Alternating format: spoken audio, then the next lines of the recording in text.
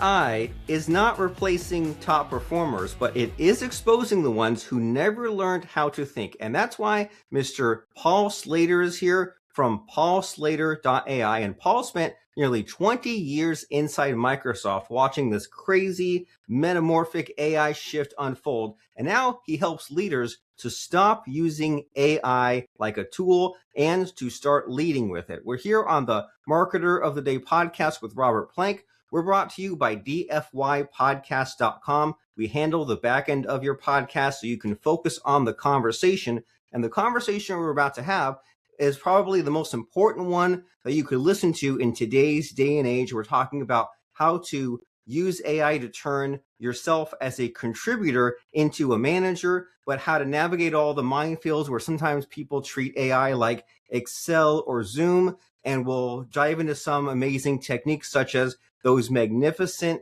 7 capabilities. We're talking about readiness, organization, control, balance, motivation, resilience, and adaptability. And if that sounds like a fire hose already, that's okay. We'll get into that later. But for now, Mr. Paul, how the heck are you? I'm doing really well. Good to be with you today, Robert. Happy to have you. And so what did I leave out of that bio? What are you all about? What had you so excited? Yeah, I guess the bit you might have left out would be the really early bit. Interestingly, my IT career began right when computers started arriving on people's desktops, or more accurately, under them, because they were so big you couldn't fit a computer on a desktop. But that PC revolution was such an interesting period because it was the first time that humans were really starting to think about how they interacted with this technology. Like, there were server rooms and stuff in the background that were making things work, and people were obviously aware that there were, going back all the way to the 1960s, there were computers involved in like sending man to the moon and all of that kind of stuff. But this was really the first time in a workplace context that people were sitting down and typing into this machine, and it was spitting stuff back at them. And I think that early part of the bio has really, really defined almost everything that I've done since. I've gone in all kinds of different directions: learning and development, consulting, writing extensively about all this stuff. That's the common theme. How do humans interface with this technology, and how is that changing? And there is a radical change as to how that is happening right now, which makes it a very exciting time to be around, but also kind of a scary one too. Right, scary because we don't want to get left behind, do we? Or we don't want to have everyone else figure this out, or even worse, the computers figure it out, and then next thing you know, you're out of a job, or it's so much more difficult to navigate business. But that's why we have you, and that's why we have this AI-ready human book. And I mean, ever since probably, it seems like I'm similar to you, where it was always so much fun tinkering with a computer, right? Kids these days, they don't even know what a computer room is, and you play with games, but it's like once you could connect it to things, right? Once there was the internet and the wireless and mobile phones, it seems like there's these kind of stair steps. But it seems like for me, like 2023, ChatGPT became mainstream. I use it every day for almost everything, right? You use it to like double check your work, write emails, figure out strategy. But then when I feel like it's never quite a stable framework for me. Like I have, Google Docs where I'm like, hey, here's my procedure, but it's always evolving. And I feel like a lot of the times I'm not sure if I'm like approaching it right. And when I flip through your book a little bit, I'm like, hey, here's a way to kind of make sense of this. And for someone who maybe is not like you and me, where maybe they're not using it every day for the past 3-4 years, and they're just like, hey, how do I get caught up? How do I use it? It seems like this is a way to like adapt the humanness to the AI, because they seem so different, don't they? Yeah, they do. And I think that what's really, really interesting in terms of what is happening right now is that there are kind of multiple revolutions that are happening, some of them very visible, some of them not so visible, all happening at once, all under this kind of umbrella of AI. You've got the way that the individual is interacting with AI when they open up a session and start talking to something like ChatGPT. Then you've got this sort of revolution that is happening in how people like write code and things like that. So if anybody's like, even if you've not gone into other dedicated environments, if you've opened up the desktop version of Claude and played around with Claude Cowork or or even played around with Claude Code, you start to see sort of like immense power potentially, and a whole range of new citizen developers coming around. And then, of course, you've got the AI that is quietly revolutionizing everything behind the scenes, right? From the AI that sits in our car that gives us more rich self-driving experiences, through the AI that is sitting in the background and making sure that we're getting ever more enticing recommendations because it seems to know us better than we know ourselves, or the AI that is stopping the spam appear in our mailbox. All of these things are happening. Some of them really visible, some of them not so visible. And what's intriguing, you pointed out when ChatGPT came out, there was this massive rush to it. It was the fastest wave of technology adoption in the history by a mile, by an absolute mile. Within 9 months, you had 50% of American knowledge workers had at least tried it. And that extraordinary explosion of initial adoption by people was then greeted with like excitement and fear and uncertainty and doubt. And the fear and uncertainty and doubt has been evolving and is still with us, because the AI we're using today is quite different to the AI we were using 3 months ago, and will be very different again in 3 months' time. So it's creating a world where, as humans, we have to adapt and adjust. We have to be, we can't just think about it like we used to. Oh, here's a new piece of technology, I better learn it, and then once I've learned it, I'm done.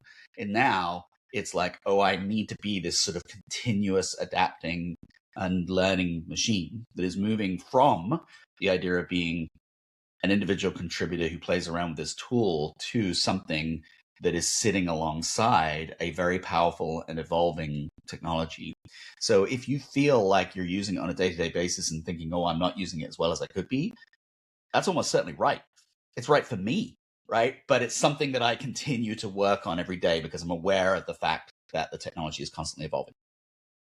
That's a lot to take in, but it's reassuring in a way, right? Because I feel your pain, and I feel this little bit of uncomfortableness because, like, when I saw that you come from Microsoft, the first thing that Yeah. came to mind is, like, I'm a Windows guy, right? And over Yeah. the years, people say things like, "Oh, well, Mac's so much better," but it's like I'm kind of stuck with Windows because that's what I've always used. And then, like, ChatGPT, there was a recent, like, a lot of people moved over to Claude, and I'm like, but I'm Mhm. kind of just, I'm used to what I'm using. And then, like, I was coding this morning with Copilot just because, like, it took a certain amount of brain power to adopt the technology. And then I'm like, and I see some of these people that they seem to use a new tool every week, and I'm like, I don't have the percentage of my CPU available because it's like I've got a little bit for learning and a little bit for productivity, work, and making money, but then this other chunk of, like, unlearning the tool I'm using just to, like,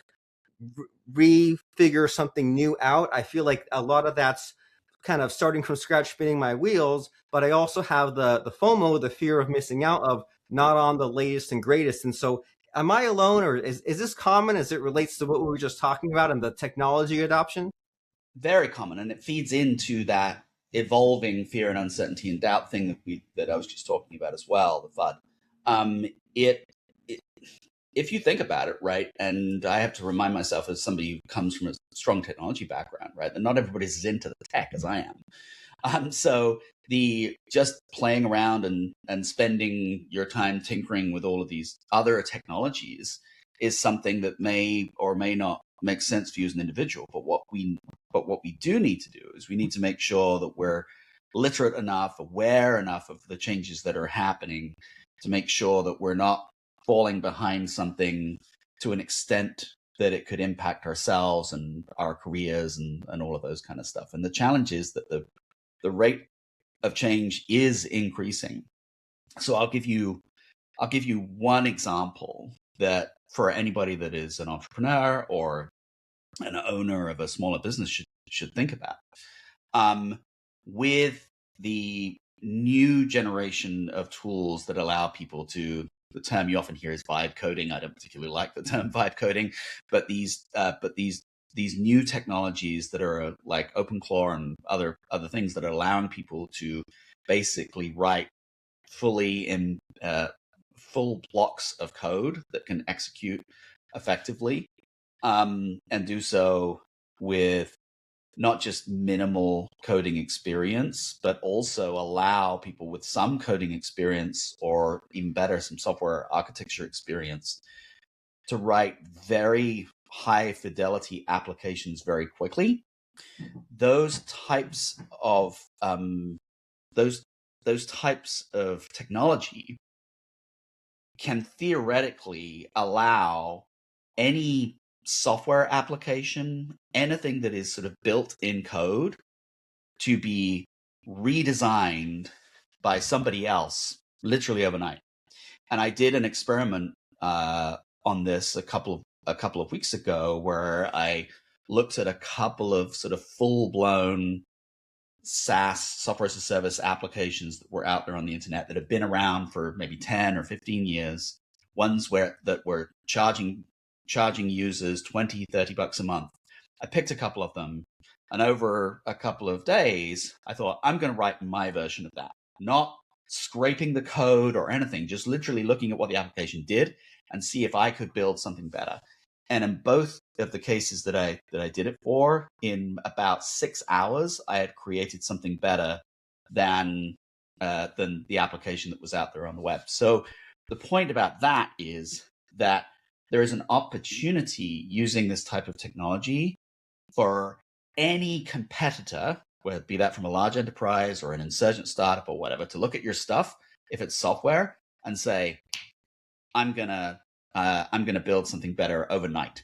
So any form of competitive moat or anything like that that is based on software is kind of irrelevant now. Though these are the sorts of things that we need to be thinking about, even if we're not day to day in the technology ourselves. We need to think about what we do with our business to make sure that it is still relevant as AI powers your competition in ways that you've never thought of before.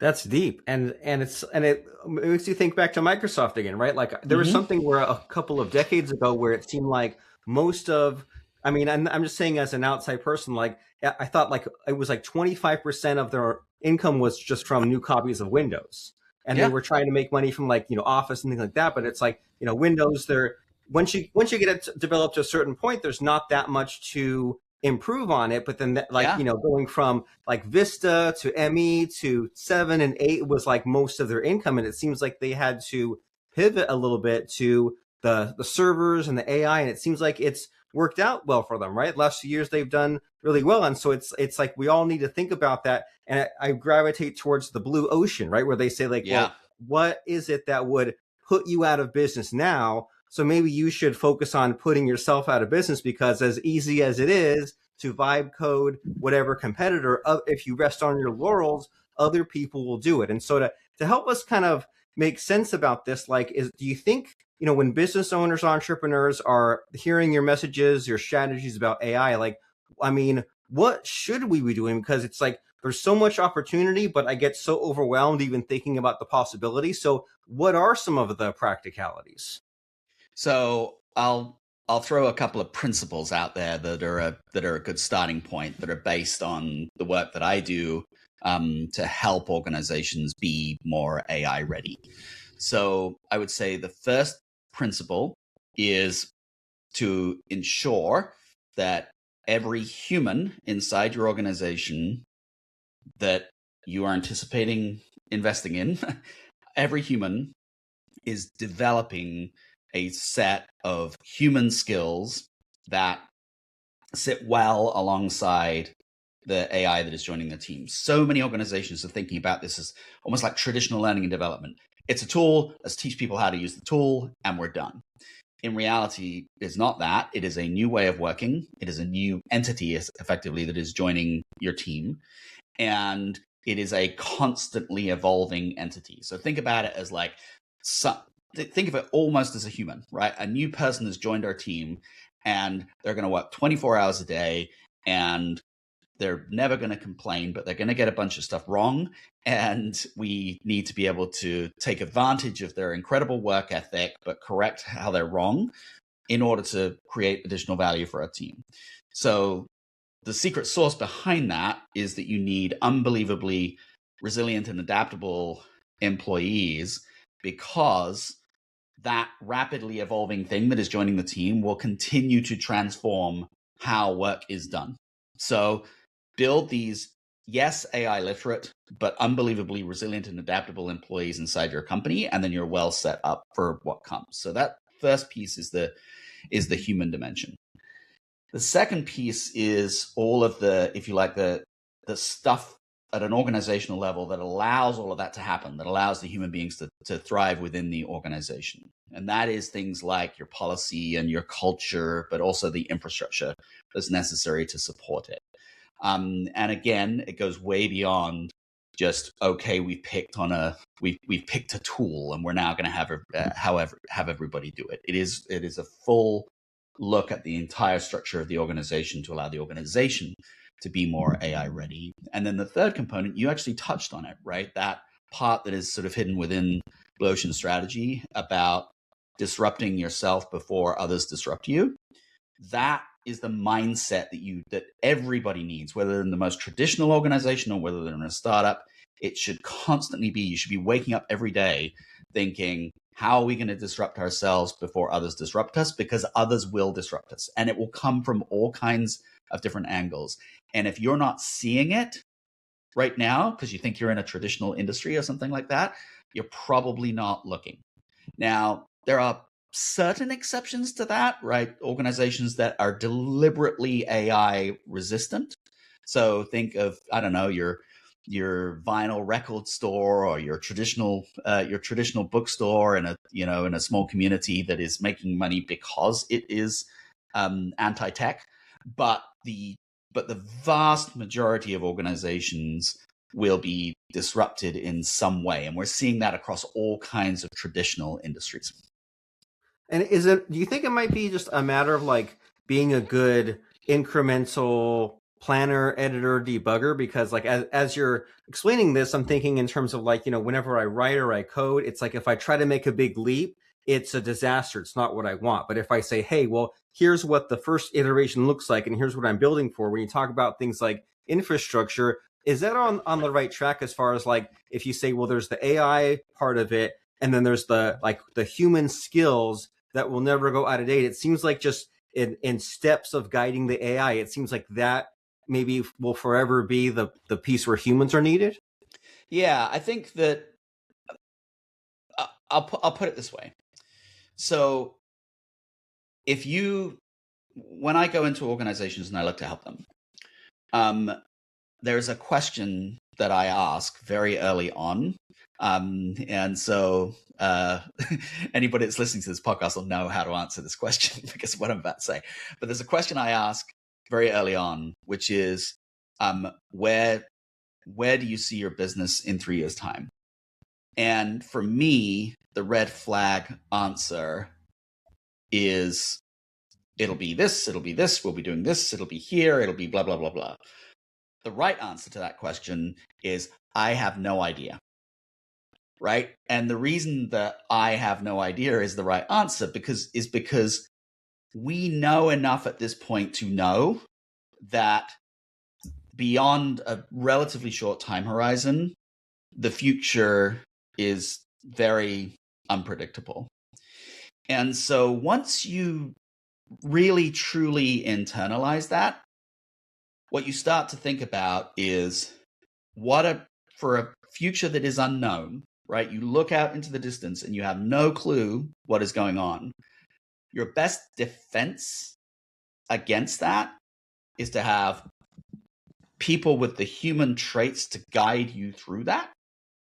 Almost like you were back in the day going around the Cape of Good Hope and in order to go to India or something along those lines, you'd need like great sailors in order to get you through that would know that there were going to be storms, but they wouldn't know what format they would take. You would need that. You'd need humans with unbelievable resilience and adaptability to guide you through whatever the heck this thing is. And then you would need the infrastructures and the policy and the controls to enable that, the culture to enable that. And so what that really implies incrementally is incrementally working on building that and making it a continuous capability that you're building in your employees, and continuously every day working on making sure that your organization supports that. And a lot of that happens incrementally as well. So I completely agree with this idea that it needs to be incremental for individuals. Like James Clear talks about this stuff. It's like 1% better every day. That's what we need to be thinking about, is 1% better every day. For companies, it is, okay, in that uncertain world, what are the leadership traits, as well as what are the structural things I need to do in order to be able to allow that future to work. So I think it is not, oh, the robots are going to be here in 5 years and they're going to do X. It is more, we're going to turn our company into something that is designed for continuous change. How do you go about doing that is the heart of the deeper work that I do with organizations.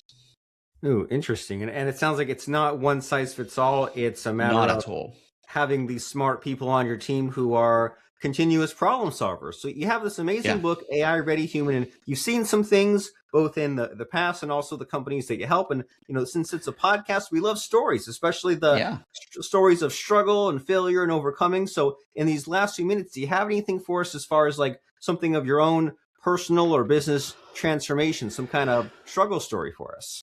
Yeah, sure. So I'll actually relate it back to the company I formed when I left Microsoft. So and I think this is a really interesting lesson for entrepreneurs. So the headline here is pretty simple, which is that we formed a company that lasted about 5 years. Got some venture capital funding. Raised about 1.8 million. Started as a platform company. We called it a personal effectiveness platform, and it sort of died a gradual death. And this was an interesting thing for me. I'd not, like, throughout my previous career, everything that I had done previously, I was able to sort of like feel over the medium term that it was, that it had been successful. And in this case, the story around Billion Minds is much more mixed than that, right? We were struggling along. We never got the rocket ship status. And it was a hard decision to shut the baby down, but that's exactly what I decided to do towards the middle of last year. I could go into, we don't have time, but I could go into like all of the reasons why. But I think I would summarize it for me in one way, which is we had a very strong mission associated with the company, and when you follow the sort of out of the book lean startup type methodology, which we did, right? At the heart of lean startup methodology is this idea that you sort of go where your customers take you. And what we found was that our customers were taking us to a place that contradicted our mission. And rather than acting on that right away, I let that play out, and the company continued to struggle as a result. So when people ask me today what my biggest regret is about the company, it's that I didn't shut it down about a year earlier, or even 2 years earlier, when I realized that drift away from the mission was really happening. And I let my own sort of, I shall not let this fail, I will just work harder, ego get in the way of making the right decision. And so, rather weirdly, one of the happier days of my life was once I finally decided to pull the plug on it and devote myself more full time to the writing of the AI Ready Human and the consulting and the speaking and all that kind of stuff that's come since then. So, it's really interesting. I've never really kind of dealt with this sort of slow lack of success slash failure in my life before. So it was difficult to figure out how to respond to it. Well, yeah, and that's interesting. And that's why I like to have conversations like these, because it's so easy to get caught up in the day-to-day minutia and not thinking about the big picture. And as you're Yeah. talking about this, you're saying, well, there's like the mission, and then there's the where the customers are pushing things, and there's also kind of like your own internal ambition drive it. Like I'm picturing like a chessboard, and there's chess pieces, Yeah. and sometimes like the action moves over here to this part of the board, and you have these pieces where they're over here and they're too far away, or these pieces are gone. And it's just kind of, it's interesting to think about just, are you doing the right thing as far as yourself and your company, and are you happy, and are you helping others? And it's just, it's a lot to navigate, right? No two people have the same kind of journey, including there's you and what you talk about, but there's also those of us who are trying to make sense of AI. So if someone says, man, this guy, Paul, he's got me really inspired about what's possible and how I can apply it to my people and my company. What's like the spiel about the book, and also about like what you can provide to these companies?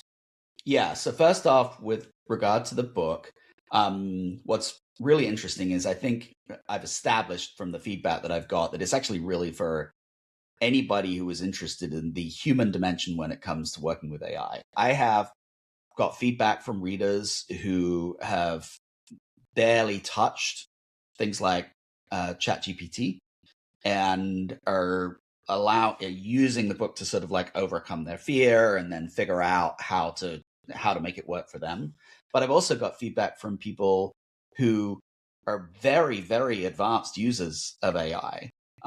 People that are literally, writing code every day with it, building workflows that are AI enabled, doing stuff with like machine learning and machine vision and all that kind of stuff. And they're finding it useful as well because they're so focused on the tech. They're not focused on the human, them, that is using the tech. So I think the book has proven useful for individuals and teams and organizations that are really thinking about this relationship between this new form of technology, this revolutionary form of technology, and the human beings behind it. That sort of human, the interface between the humans and the technology. So that's the book. In terms of the broader work that I'm doing, which actually is leading into my next book that'll be out in October, called The AI Ready Organization. That's where I really am focusing most of my work now. And so for smaller organizations, and by smaller I mean sort of organizations under 1,000 people or something like that, it's largely focused on the stuff that we were talking about at the start, right? How do you reinvent your business so that you're making sure that it will thrive in a world where everybody else out there is using AI better than you are? That's your assumption. That's what you should think, right? And where they're using it highly strategically and not just a bunch of people typing into ChatGPT, right? So that I'm typically working with organizations on sort of like 90-day. It's weird to call something a 90-day sprint, but like a 90-day sprint that gets you from from where you are right now to the company that you want to be, with work streams associated with all of the aspects of your business that need to change to make sure that you truly are AI ready. And then for larger organizations, it's typically more around how do you set up what they're increasingly calling this AI enablement function, which is really going from we spend a bunch of money on AI tools to we're extracting value, like real value from AI. And our AI investments are not stalling because of this human layer of resistance that's sitting inside our organization. So that's really been that's really the focus of my work right now, aside from keynotes and things like that. Very nice. Well, this is important stuff, right? Especially as the years continue on, we get to more unpredictability. And the more we talk about it, the more I think about how just like AI is a tool like any other, but it's the most advanced tool humanity has ever come out with, perhaps, right? It's like how the internet was bigger than computers. This is bigger than the internet, at least I think. And it's like, well, if you knew that like the English language and a pen and paper exists, but you didn't use it, like it's out there, it exists, you're just not tapping into it, right? If there's like the automobiles get invented, if you don't know how to drive a car, well, that's a skill that you need to pick up, because otherwise, like, it's just this kind of untapped resource that you're holding yourself back and others if you're not making good use of it. So if you're overwhelmed, confused with AI, you're not alone, but you need some help with someone who can teach this to you. And you can do that by, first of all, the book is called The AI Ready Human, your 90-day program to stay relevant as technology transforms work.